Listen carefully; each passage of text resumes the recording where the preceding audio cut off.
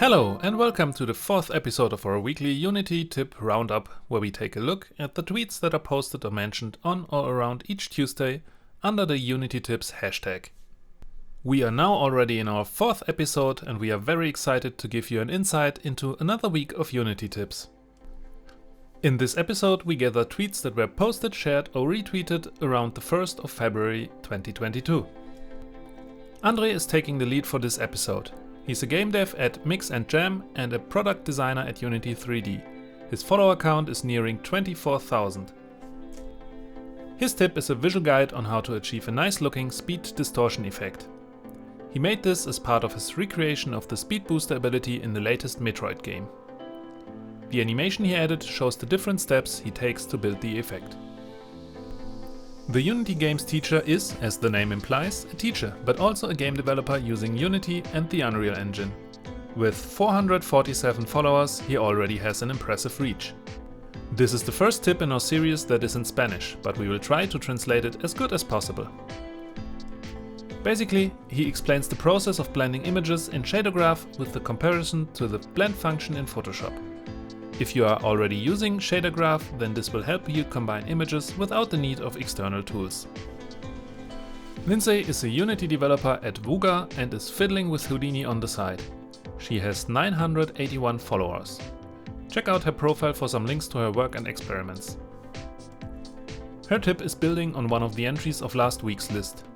Jacob Dunbar's tip on editing the path property of an animation after changing an object's hierarchy.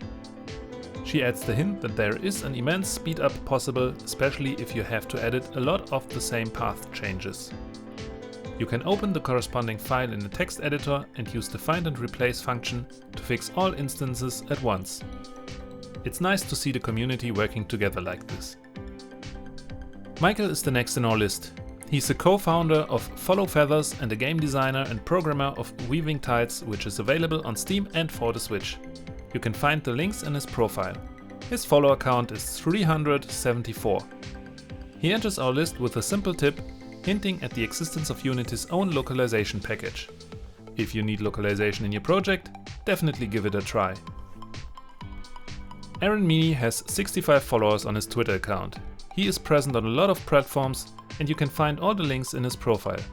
Head on over there and leave him a follow. He shows a very handy debugging workflow.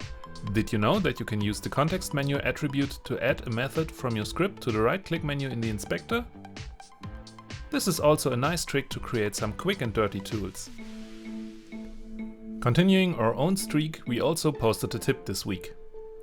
We noticed a performance drop in our game in all scenes where we used sort of security cameras, which showed part of the level on a screen somewhere else in the scene. This adds a lot of time to the rendering if you just let each of the cameras render at the full frame rate.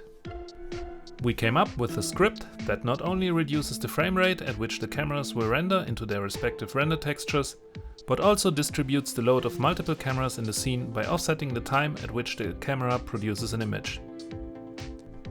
This temporal offset and iteration timing can also be used in other performance-heavy tasks like reflection probes or similar things. And this already concludes our current episode. Again, we hope that we could show you some interesting new tips using Unity and maybe help you find some new creators to follow.